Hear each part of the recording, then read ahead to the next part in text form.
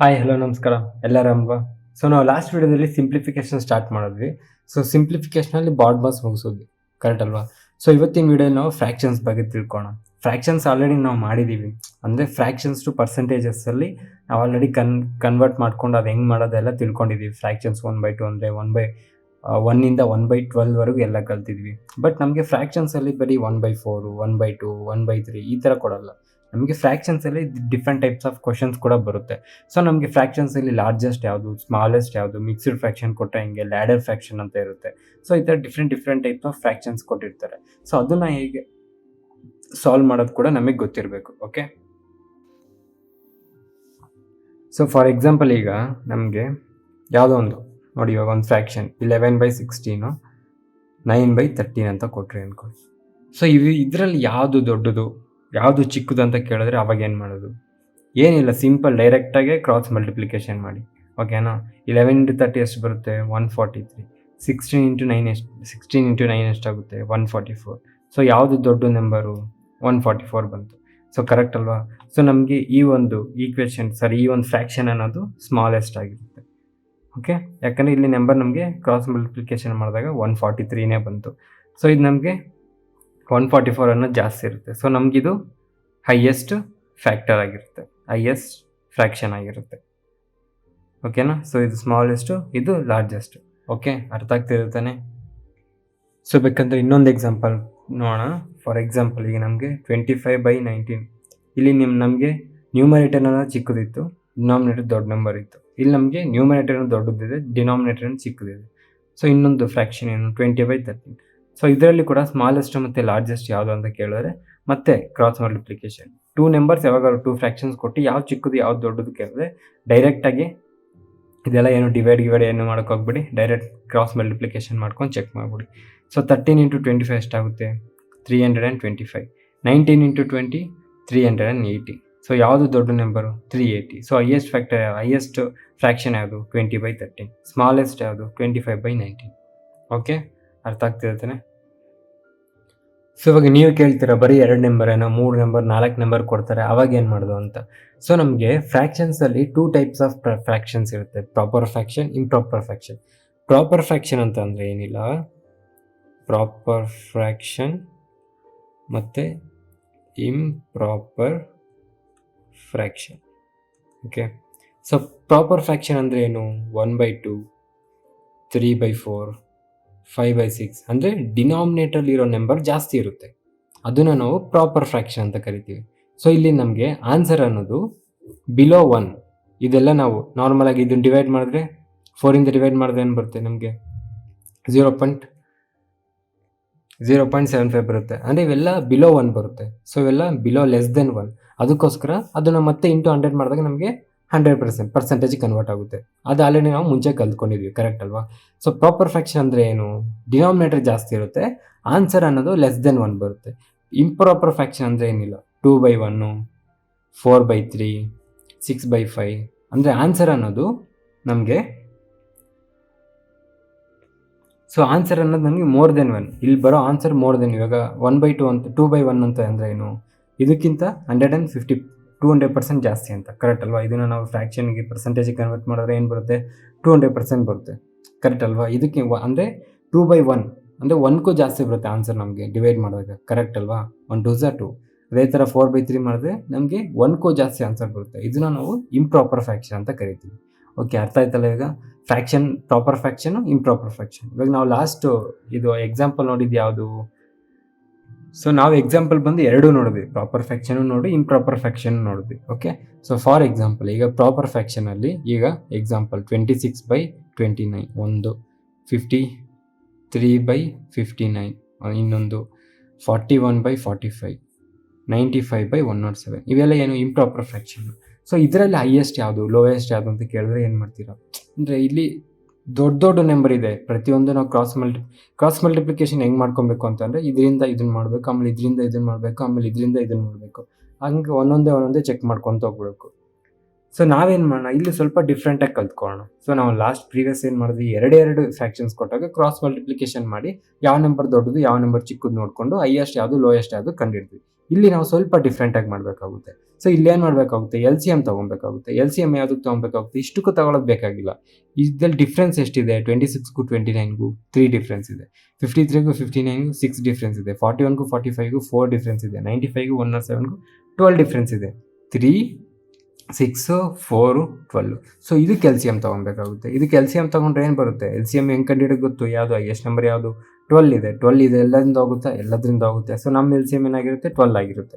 So ಇವಾಗ ನಾವು ನ್ಯೂಮರೇಟರ್ನ ಈ ನಂಬರ್ ಡಿಫ್ರೆನ್ಸ್ ಇತ್ತಲ್ಲ, ಇದರಿಂದ ಈ ಎಲ್ ಸಿ ಎಮ್ ಎಷ್ಟಲ್ಲಿ ಬರುತ್ತೆ, 3 × 4 = 12, 6 × 2 = 12, 4 × 3 = 12, 12 × 1 = 12. ಸೊ ಇಂಟು ಯಾವ ನಂಬರ್ಗೆ ಎಲ್ ಸಿ ಎಮ್ ಬರುತ್ತೋ ಆ ನಂಬರ್ನ ಮಲ್ಟಿಪ್ಲೈ ಮಾಡಬೇಕು. ಅಂದರೆ ಈಗ 26/29 ಐತೆ, ಡಿಫ್ರೆನ್ಸ್ 3 ಇದೆ, ಕರೆಕ್ಟ್ ಅಲ್ವಾ, ಡಿಫ್ರೆನ್ಸ್ 3 ಇಂಟು 12 ಎಷ್ಟು ಬರುತ್ತೆ ಎಲ್ ಸಿ ಎಮ್ ತೊಗೊಂಡಾಗ, 3 × 4 = 12. ಓಕೆ, ಅರ್ಥ ಆಗ್ತಿದೆಯಲ್ವಾ? ಇದನ್ನ ಮರ್ತೋಗ್ಬಿಡಿ. ಸಾರಿ, ಈ ಥರ ಬರೆದು ನಿಮ್ಗೆ ಕನ್ಫ್ಯೂಸ್ ಆಗುತ್ತೆ. ಒಂದು ನಿಮಿಷ. 26/29 ಇದೆ, ಸೊ ಡಿಫ್ರೆನ್ಸ್ 3 ಇದೆ. ಸೊ ಇದನ್ನ ಏನು ಮಾಡ್ತೀರಾ, ಇಂಟು 4 ಮಾಡಬೇಕು.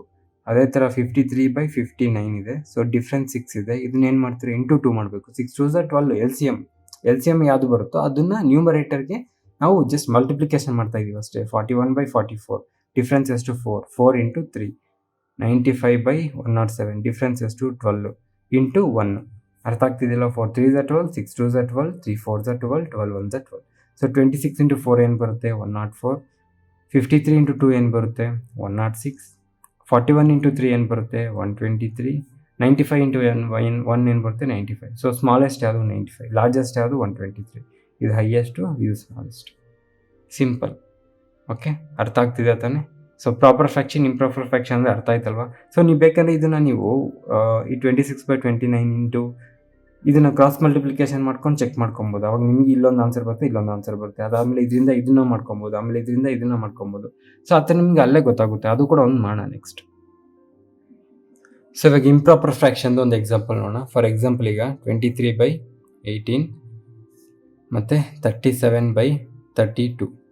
ಸೊ ಇವಾಗ ಇಂಪ್ರಾಪರ್ ಫ್ರ್ಯಾಕ್ಷನ್ ಅಂದರೆ ಏನು, ನ್ಯೂಮರೇಟರ್ ಅನ್ನೋದು ಡಿನಾಮಿನೇಟರ್ಗೂ ಜಾಸ್ತಿ ಇರಬೇಕು, ಎರಡರಲ್ಲಿ ಇದೆ. ಇವಾಗ ಇದರಲ್ಲಿ ಯಾವುದು ಹೈಯೆಸ್ಟ್, ಇದರಲ್ಲಿ ಯಾವುದು ಲೋಯೆಸ್ಟ್ ಅಂತ ಅಂದರೆ ನೀವು ಮತ್ತೆ ಬೇಕಾದ್ರೆ ಕ್ರಾಸ್ ಮಲ್ಟಿಪ್ಲೈ ಮಾಡ್ಬೋದು.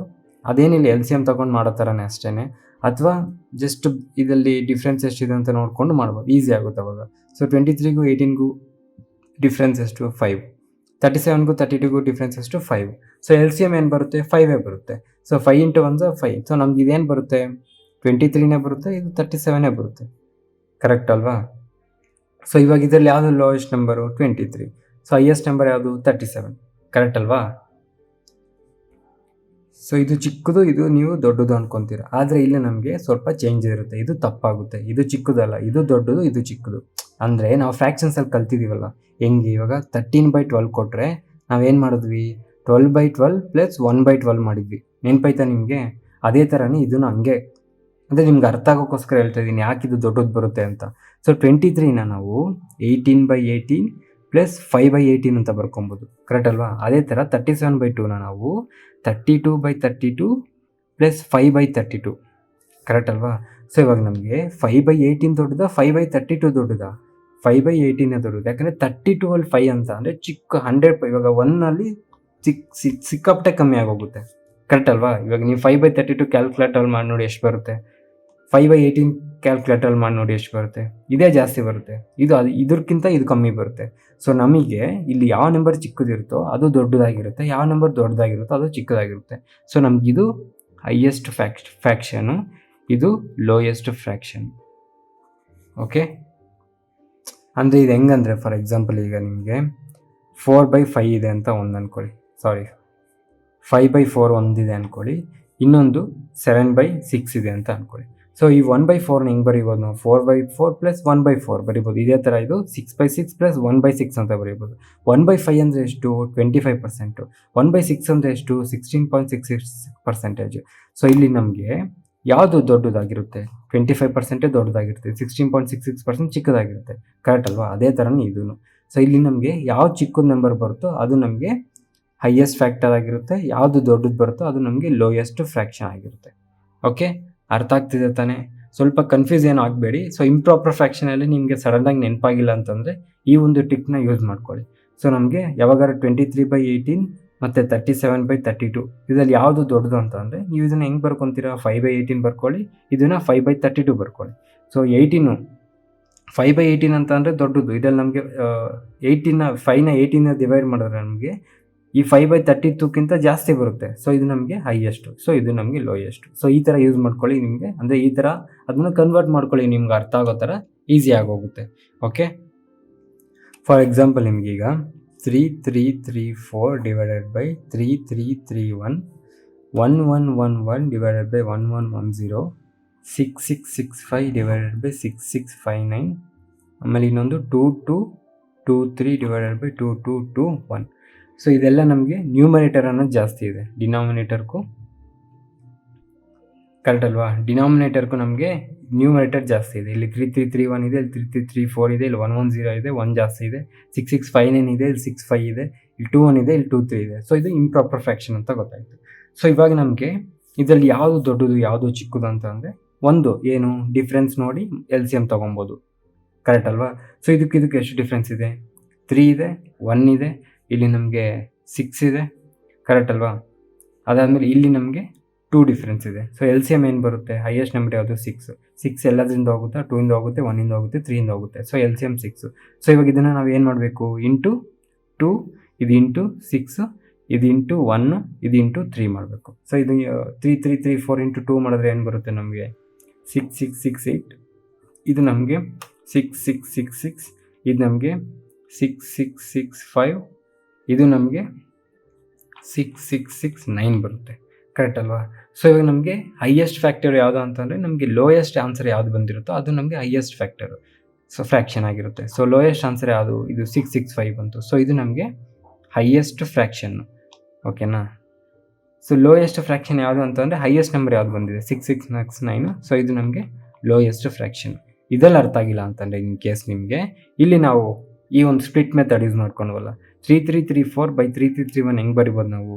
3331 ಡಿವೈಡೆಡ್ ಬೈ 3331 ಪ್ಲಸ್ ಡಿಫ್ರೆನ್ಸ್ ಎಷ್ಟು? 3/3331. ಇದನ್ನು ಅದೇ ಥರ ನಾವು 1 ಈ ಪಾರ್ಟ್ ನಾನು ಬರೀತಿಲ್ಲ, ಡೈರೆಕ್ಟಾಗಿ ಎಷ್ಟು ಡಿಫ್ರೆನ್ಸ್ ಇದೆ ಅಷ್ಟು ಬರೀತಾ ಇದ್ದೀನಿ. 1/1110 ಬರೀತಾ ಇದ್ದೀನಿ. ಸೊ ಇಲ್ಲಿ ನಮಗೆ 6/6659 ಬರೀತಾ ಇದ್ದೀನಿ. ಸೊ ಇದು ನಮಗೆ 2/2221 ಬರೀತಾ ಇದ್ದೀನಿ. ಸೊ ಇಲ್ಲಿ ನಿಮಗೆ ನೋಡಿದ ತಕ್ಷಣ ಗೊತ್ತಾಗ್ಬಿಡುತ್ತೆ ಯಾವ್ದು ಚಿಕ್ಕದು ಯಾವ್ದು ದೊಡ್ಡದು ಅಂತ.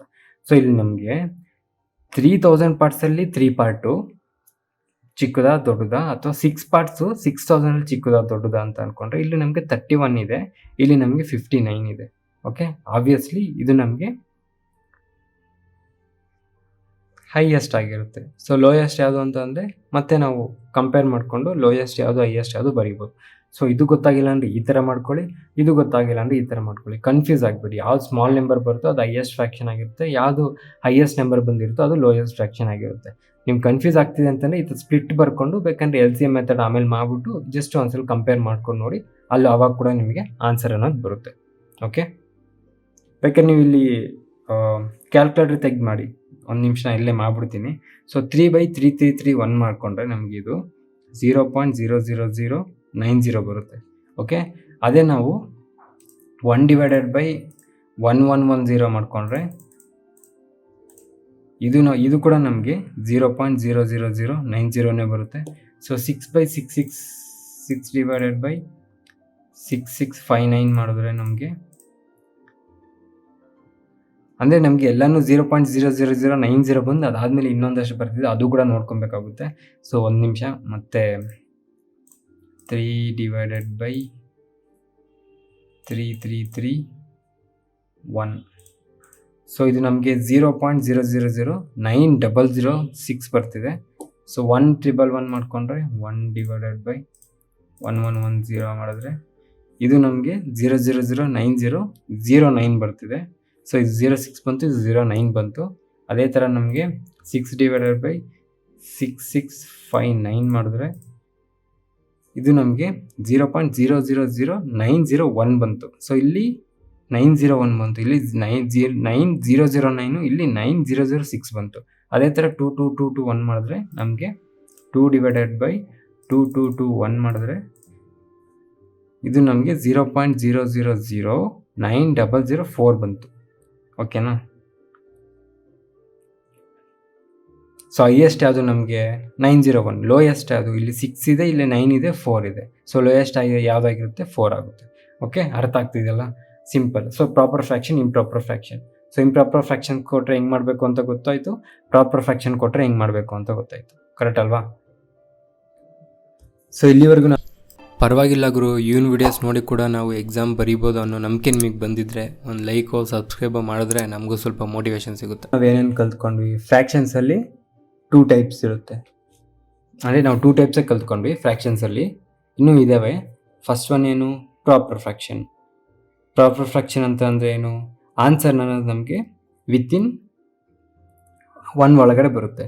ಸೊ ಇನ್ನೊಂದು ಇಂಪ್ರಾಪರ್ ಫ್ರ್ಯಾಕ್ಷನ್. ಇಂಪ್ರಾಪರ್ ಫ್ರ್ಯಾಕ್ಷನ್ ಅಂತ ಅಂದರೆ ಆನ್ಸರ್ ಅನ್ನೋದು ಆನ್ಸರ್ ಅನ್ನೋದು ಮೋರ್ ದೆನ್ 1 ಬರುತ್ತೆ, ಇಲ್ಲ ಆನ್ಸರ್ ಅನ್ನೋದು ಲೆಸ್ ದೆನ್ 1 ಬರುತ್ತೆ. ಥರ್ಡ್ ಒನ್ ನಾವು ಲ್ಯಾಡರ್ ಫ್ರ್ಯಾಕ್ಷನ್ ಅಂತ ಕೊಡ್ತಾರೆ, ಅದೊಂದು ನೋಡ್ಕೊಂಬೋಣ. ಸೊ ಆಮೇಲೆ ಫೋರ್ತ್ ಒನ್ನು ಮಿಕ್ಸ್ಡ್ ಫ್ರ್ಯಾಕ್ಷನ್. ಈ ಮಿಕ್ಸ್ಡ್ ಫ್ರ್ಯಾಕ್ಷನ್ ನಿಮ್ಗೆ ಎಲ್ಲರಿಗೂ ಆಲ್ರೆಡಿ ಬರುತ್ತೆ, ಸ್ಕೂಲಲ್ಲೆಲ್ಲ ಮಾಡಿರ್ತೀವಿ, ತುಂಬ ಈಸಿ. ಸೊ ಮಿಕ್ಸ್ಡ್ ಫ್ರ್ಯಾಕ್ಷನ್ ಏನಿಲ್ಲ, 3/4/7 ಅಂತ ಅಂದರೆ ಇದು ಹೆಂಗೆ ಬರುತ್ತಾರೆ? 7 3 21 + 4 25/7 ಬರ್ಕೊತೀರಾ. ಆಮೇಲೆ ಸೇಮ್ ಮತ್ತೆ ಇಲ್ಲಿ ಏನು ಮಾಡ್ತೀವೋ ಆ LCM ತಗೊಂಡು ಅದೇ ಥರ ಮಾಡ್ತೀವಿ. ಸೊ ಇದರಲ್ಲಿ ಏನು ನಿಮಗೆ ಕನ್ಫ್ಯೂಷನ್ ಇರಲ್ಲ. ಸೊ ಲ್ಯಾಡರ್ ಫ್ರ್ಯಾಕ್ಷನ್ ಅಂತ ತಿಳ್ಕೊಂಬೋಣ. ಸೊ ಇದರಲ್ಲಿ ನಮಗೆ ಸ್ವಲ್ಪ ಕೆಲವೊಬ್ಬರಿಗೆ ಇದು ಒಂಥರ ವಿಚಿತ್ರ ಇರ್ಬೋದು, ಅಂದರೆ ಫಸ್ಟ್ ಟೈಮ್ ನೋಡ್ತಾ ಇರ್ಬೋದು. ಸೊ ಅವ್ರಿಗೆ ಕೂಡ ಈಸಿಯಾಗಿ ಅರ್ಥ ಆಗುತ್ತೆ. ಸೊ ಲ್ಯಾಡರ್ ಫ್ರ್ಯಾಕ್ಷನ್ ನೋಡ್ಬಿಟ್ಟು ಅದಾದಮೇಲೆ ಮಿಕ್ಸ್ಡ್ ಫ್ರ್ಯಾಕ್ಷನ್ ಜಸ್ಟ್ ಒಂದೆರಡು ಎಕ್ಸಾಂಪಲ್ ಮಾಡ್ಬಿಟ್ಟು ಅದಾದಮೇಲೆ ನಾವು ಸಮ್ಸ್ ಮಾಡೋಣ. ಓಕೆ, ಸೊ ಇವಾಗ ನಾವು ಲ್ಯಾಡರ್ ಫ್ರ್ಯಾಕ್ಷನ್ ಬಗ್ಗೆ ತಿಳ್ಕೊಂಡು. ಲ್ಯಾಡರ್ ಫ್ರ್ಯಾಕ್ಷನ್ ಅಂತ ಅಂದರೆ ಏನಿಲ್ಲ, ಲ್ಯಾಡರ್ ಫ್ರ್ಯಾಕ್ಷನ್ ಹೆಂಗೆ ಕೊಡ್ತಾರೆ ಅಂತಂದರೆ, ಫಾರ್ ಎಕ್ಸಾಂಪಲ್ ಈಗ 1 + 1/1 + 1 + 1/1 + 1/1 + 1/1 + 2/5 ಈ ಥರ ಕೊಡ್ತಾರೆ.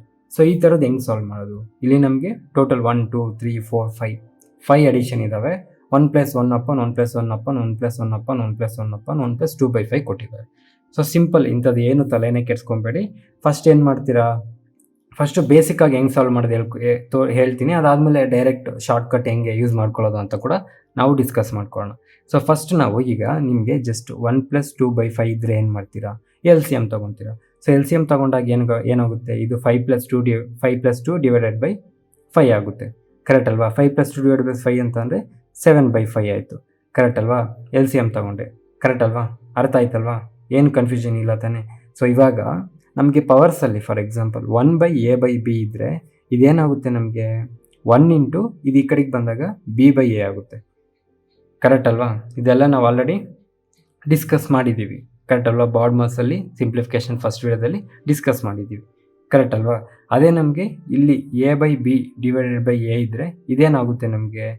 ಇಂಟು ಕ್ರಾಸ್ ಮಲ್ಟಿಪ್ಲಿಕೇಶನ್ ಆದಾಗ ಇಲ್ಲಿ ನಮಗೆ 1/a ಆಗುತ್ತೆ. ಅಂದರೆ ಇಲ್ಲಿ ಏನು ಇಲ್ಲದೆ ಇದ್ದಾಗ ಈ 1 ಮೇಲೆ ಹೋಗುತ್ತೆ, ಇದು ಕೆಳಗಡೆ ಬರುತ್ತೆ. ಸೊ ಇದನ್ನ ಡೈರೆಕ್ಟಾಗಿ ಅಂದರೆ ಡೈರೆಕ್ಟ್ ಮಲ್ಟಿಪ್ಲಿಕೇಶನ್ ಮಾಡ್ಕೊಬೋದು. ಓಕೆ, ಇದೆಲ್ಲ ಬಿಟ್ಬಿಡಿ.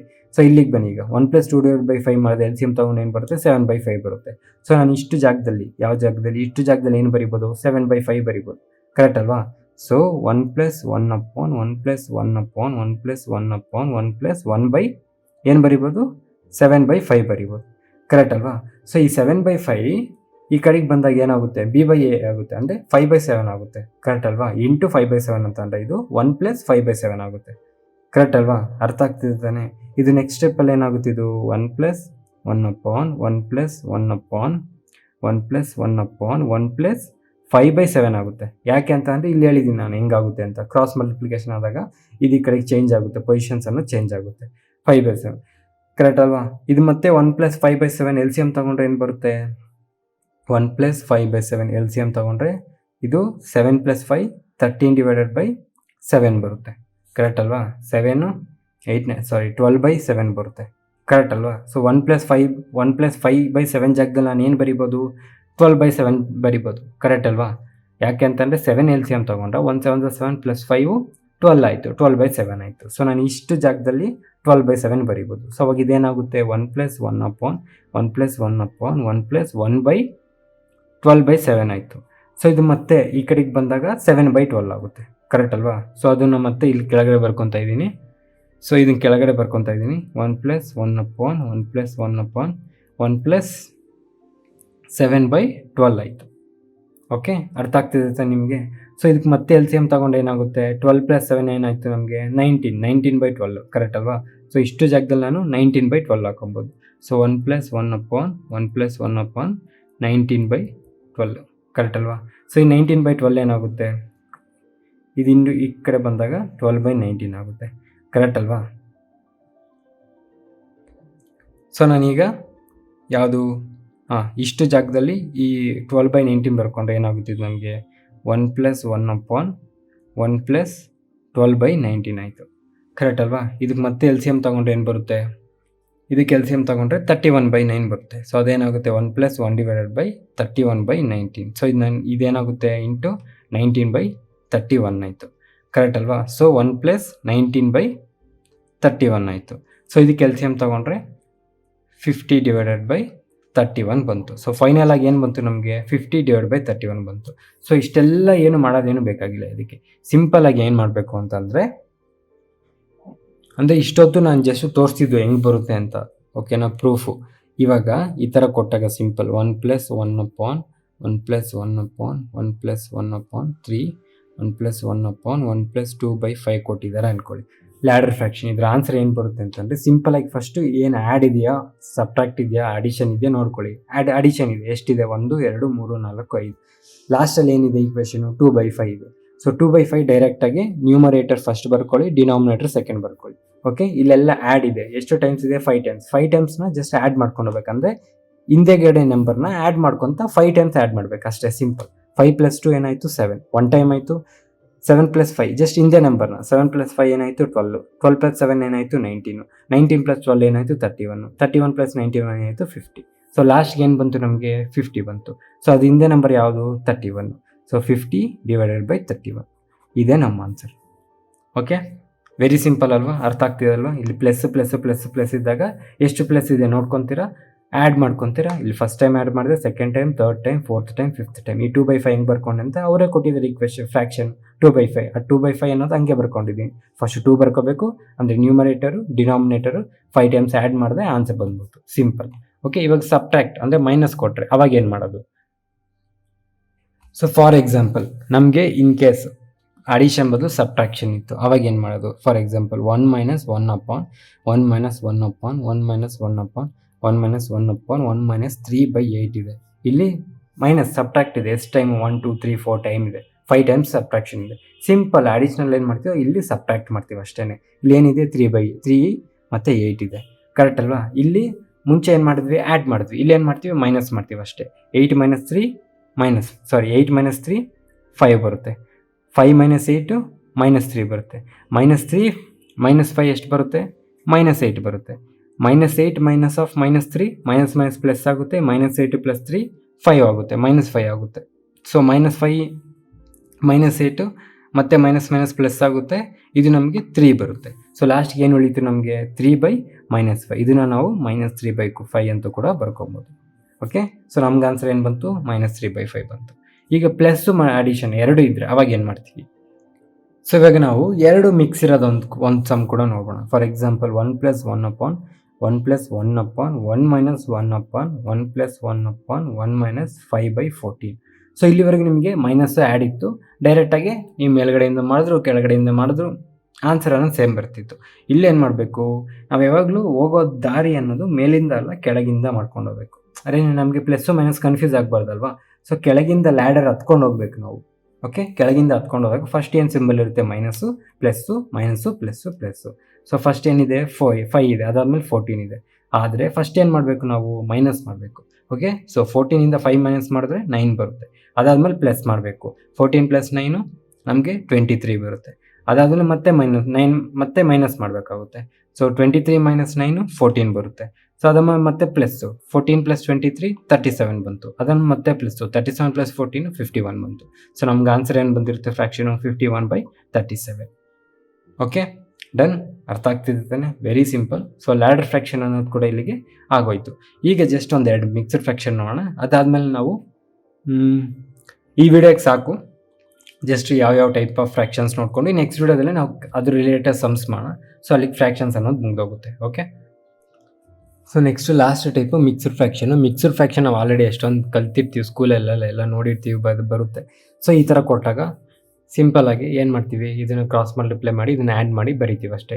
13 5 ಎಷ್ಟು 65 ಪ್ಲಸ್ 8 73/13 ಬರುತ್ತೆ. ಇದು 9 4 36 ಪ್ಲಸ್ 6 42/9 ಬರುತ್ತೆ. ಇದು ನಮಗೆ 12 5 60 63/12 ಬರುತ್ತೆ. ಇದು 9 4 36 ಪ್ಲಸ್ 8 44/4 ಬರುತ್ತೆ.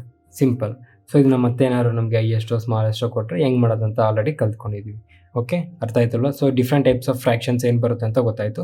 ಸೊ ನಾವು ನೆಕ್ಸ್ಟ್ ವೀಡಿಯೋದಲ್ಲಿ ಇವಾಗ ಏನೇನು ಕಲ್ತ್ಕೊಂಡ್ವಿ, ಯಾವುದು ಪ್ರಾಪರ್ ಫ್ರ್ಯಾಕ್ಷನ್ ಆಗಲಿ ಇಂಪ್ರಾಪರ್ ಫ್ರ್ಯಾಕ್ಷನ್ ಆಗಲಿ, ಎಷ್ಟು ಸ್ಮಾಲೆಸ್ಟ್ ಹೆಂಗೆ ಕಂಡುಹಿಡಿಯೋದು, ಅದು ರಿಲೇಟೆಡ್ ಕ್ವಶನ್ಸು, ಮತ್ತು ಲ್ಯಾಡರ್ ಫ್ರ್ಯಾಕ್ಷನ್ ರಿಲೇಟೆಡ್ ಕ್ವಶನ್ಸು. ಅದಾದಮೇಲೆ ಈ ಮಿಕ್ಸ್ಡ್ ಟೈಪ್ ಆಫ್ ಕ್ವಶನ್ಸ್ ಎಲ್ಲ ಒಂದ್ಸಲ ಸಾಲ್ವ್ ಮಾಡಿಬಿಟ್ರೆ ನಮಗೊಂದು ಐಡಿಯಾ ಬರುತ್ತೆ ಯಾವ ಥರ ಸಾಲ್ವ್ ಮಾಡೋದು ಅಂತ. ಓಕೆ, ಸೊ ಅದನ್ನು ನಾವು ನೆಕ್ಸ್ಟ್ ವೀಡಿಯೋದಲ್ಲಿ ನೋಡೋಣ. ಸೊ ಈ ವಿಡಿಯೋಗೆ ಇಷ್ಟೇ. Thank you so much. Bye. First time ನೋಡ್ತಾ ಇರೋರಿಗೆ ಈ ವಿಡಿಯೋ ನಂಬರಲ್ಲಿ ಏನಾದರೂ ಕನ್ಫ್ಯೂಷನ್ ಇದ್ದರೆ, ವಿಡಿಯೋ ನಂಬರ್ ಅಂತ ಅಂದರೆ ಏನಿಲ್ಲ, ನಾವು ವೀಕ್ಲಿ ಟಾಸ್ಕ್ ಮಾಡ್ತಾಯಿದ್ದೀವಿ. ಅಂದರೆ ಪ್ರಿಪ್ರೇಷನ್ಸ್ನ ಫಸ್ಟಿಂದ ಮಾಡೋರಿಗೆ ಅಥವಾ ಸ್ಟಾರ್ಟ್ ಮಾಡೋರಿಗೆ ಒಂದು ವೀಕ್ಲಿ ಟಾಸ್ಕ್ ಥರ ಕೊಟ್ಟಿರ್ತೀವಿ. ಸೊ ಆ ವೀಕ್ಲಿ ಅವ್ರು ಏನೇನು ಓದ್ಕೊಬೇಕು ಅಂತ ಎಲ್ಲ ಅದರಲ್ಲೇ ಇರುತ್ತೆ. ಸೊ ಇದು ನಿಮ್ಗೆ ಕ್ಲಿಯರಾಗಿ ಅರ್ಥ ಆಗಬೇಕು ಅಂತ ಅಂದರೆ ನಮ್ಮ ಟೆಲಿಗ್ರಾಮ್ ಚಾನಲ್ನಲ್ಲಿ ಇಂಡೆಕ್ಸ್ ಇದೆ. ಇಂಡೆಕ್ಸ್ಗೆ ಹೋದರೆ ನಿಮಗೆ ವೀಕ್ಲಿ ಟಾಸ್ಕ್ ಇರುತ್ತೆ. ಆ ವೀಕ್ಲಿ ಟಾಸ್ಕ್ ಜೊತೆಗೆ ವಿಡಿಯೋ ನಂಬರು, ಟಾಪಿಕ್ಕು ಎಲ್ಲ ಅದರಲ್ಲಿರುತ್ತೆ. ಜೊತೆಗೆ ಯೂಟ್ಯೂಬ್ ಲಿಂಕು ಕೂಡ ಅದರಲ್ಲೇ ಇರುತ್ತೆ. ಸೊ ಪ್ರಿಪ್ರೇಷನ್ ಸ್ಟಾರ್ಟ್ ಮಾಡೋರಿಗೆ ಇದು ತುಂಬ ಯೂಸ್ಫುಲ್ ಆಗುತ್ತೆ. ಒಂದು ಕಡೆಯಿಂದ ಸಿಲೆಬಸ್ನ ಕಂಪ್ಲೀಟ್ ಮಾಡ್ಬೋದು. ಒಂದ್ಸಲ ಚೆಕ್ ಮಾಡಿ ನಿಮಗೆ ಗೊತ್ತಾಗುತ್ತೆ. ಫುಲ್ ವಿಡಿಯೋ ನೋಡಿದ್ರೆ ನೀವು, wow, thank you so much. So ನಿಮ್ಮಂಥವ್ರಿಂದನೇ ಸ್ವಲ್ಪ ಮೋಟಿವೇಶನ್ ಸಿಗುತ್ತೆ. ಅದೇ ಥರ ಈ ವಿಡಿಯೋ ಇಷ್ಟ ಆಗಿರೋ ಲೈಕ್ ಮಾಡಿ, ಇಷ್ಟ ಆಗಿಲ್ಲ ಅಂತ ಅಂದರೆ ಡಿಸ್ಲೈಕ್ ಮಾಡಿ. ಏನಾದ್ರು ಕ್ವಶನ್ಸ್ ಇದ್ದರೆ ಕಮೆಂಟ್ ಮಾಡಿ. ಇಲ್ಲ ನಿಮ್ಮ ಫ್ರೆಂಡ್ಸ್ ಯಾರಾದರೂ ಇದೇ ಥರ ಗೌರ್ಮೆಂಟ್ ಎಕ್ಸಾಮ್ಸ್ಗೆ ಪ್ರಿಪೇರ್ ಆಗ್ತಾರೆ, ನಿಮಗೆ ಇದು ಚೆನ್ನಾಗಿ ಅರ್ಥ ಆಗಿದ್ದರೆ, ನನ್ನ ನಂಬೋದು ಅಂತ ನಿಮಗೆ ಅನಿಸಿದ್ರೆ ಅವ್ರಿಗೂ ಈ ವಿಡಿಯೋನ ಶೇರ್ ಮಾಡಿ. ನಾನು ಸಬ್ಸ್ಕ್ರೈಬ್ ಮಾಡ್ತಿರೋ ಬಿಡ್ತಿರೋ ನಿಮ್ಮ ಇಷ್ಟ. ನಮ್ಮ ಪರ್ಪಸ್ ಅದಲ್ಲ. ಯಾರಾದರೂ ಒಬ್ಬರು ಈ ವಿಡಿಯೋಸ್ ನೋಡಿ ಗೌರ್ಮೆಂಟ್ ಎಕ್ಸಾಮ್ ಪಾಸ್ ಆದರೂ ನಮಗೆ ಅದೇ ದೊಡ್ಡ achievement. So thank you so much. ಈ ವಿಡಿಯೋಗೆ ಇಷ್ಟೇ. ಮತ್ತೆ ಮುಂದಿನ ವೀಡಿಯೋಲಿ ಸಿಗೋಣ. ಅಲ್ಲಿವರೆಗೂ ಮಜಾ ಮಾಡಿ. ನನ್ನ ಹೆಸರು ತೇಜ. ಬಾಯ್.